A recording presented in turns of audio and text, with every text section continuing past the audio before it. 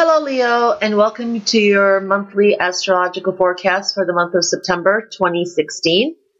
I made a video for each sign for the major aspects of September, the eclipse month, important month, because I don't want to do astrology on the coffee cup readings, the gemstone readings, or the tarot card readings, because I believe most of you just want to get into the readings there. But astrology is very major. This is just for your sun sign. It goes into complex details because I do astrology and I've been doing it for years. So to get full aspects and all that it's really complex and that. But you'd need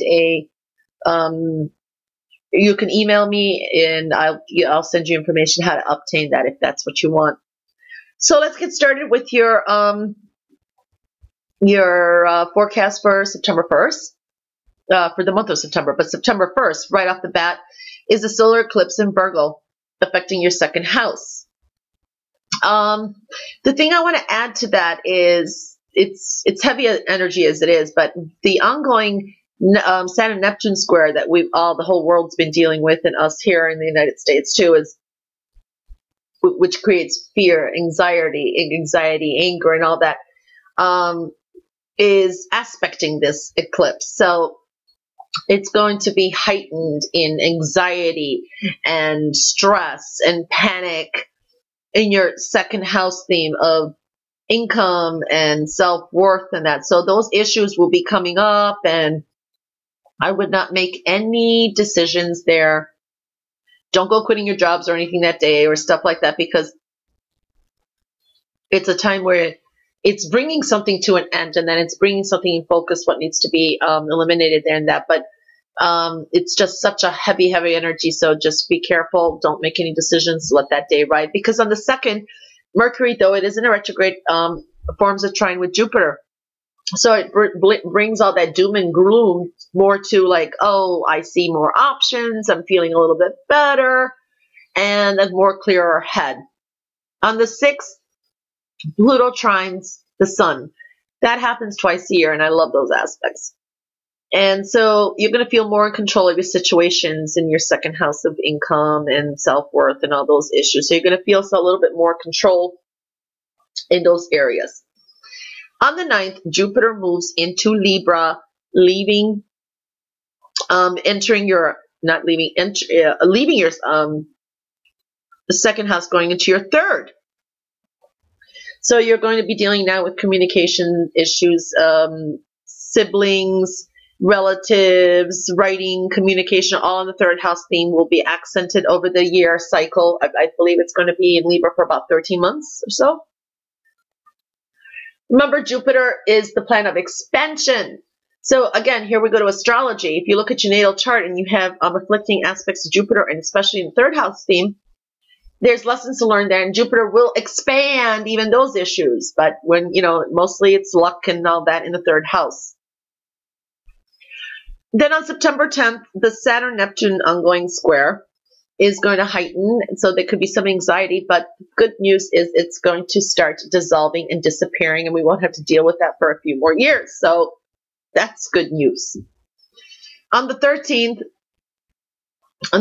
there is the Sun and Mars square in your second house of income and self-worth. So again, don't make any you're going to be, Mars is very impulsive. With the Sun in square in Mars, it could make us very ambitious in those areas. You're dealing with the second house theme.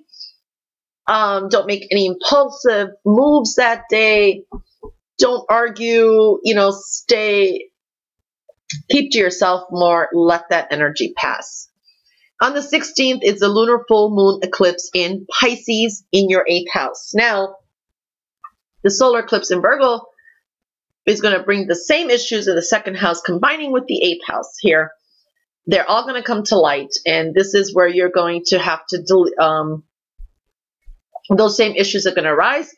It's going to bring it to light what needs to end in those areas, and or how to deal with those areas and how to break them down, because that's what the eclipses do. They're trying to end something and start thinking something new. On the 18th, Venus is in great aspects with Uranus and Mars. This is a great couple days for socializing, communicating, writing, traveling, or short trips back and forth, dealings with your siblings, relatives, and that. It's just a great 2 days of energy, so enjoy that. On the 22nd, Mercury goes direct.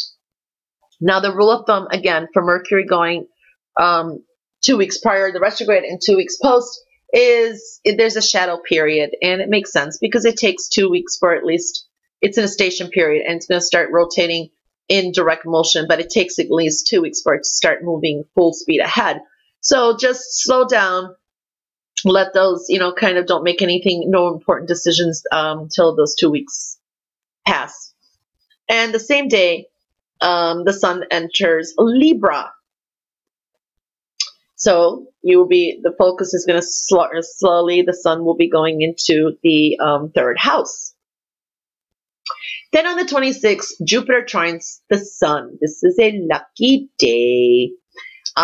These are your third house themes again, communications, short trip travels, dealings with siblings, relatives, just luck in those areas, write a poem or something, submit it. It's just really good day for collaborations, communications, and so forth.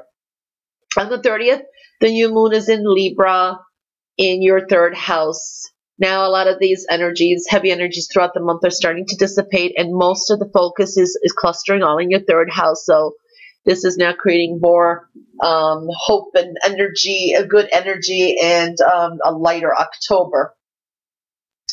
So, like I always say in astrology, is your health also, because there is some Jupiter being in the second house, and that just watch out for your throat issues, toothaches possibly. Those can affect you, but then with it in the third house again, we're talking about the mouth, so those are possible things, just good hygiene and all that. What else did I want to say? Yes, with astrology, it's the good and bad aspects. They just present you, it's like a guideline, because we are ultimately the ones that make our own choices. So when we see these, we're warned about bad aspects or heavy energy. It's up to you how to ride with it. I always say find the positive in every negative. The good aspects, it's up to us to seize those opportunities. They most likely at the time, this is the best time to do so and so, whatever house is transiting. That's what astrology is all about too. So it's always up to us. We are in control. It's always to have a guide, good to have a guideline. I will be posting and doing the tarot monthly readings tomorrow and posting those up, so check those out. Please like, share, and subscribe. I hope you have a wonderful September, and thanks for watching. Bye.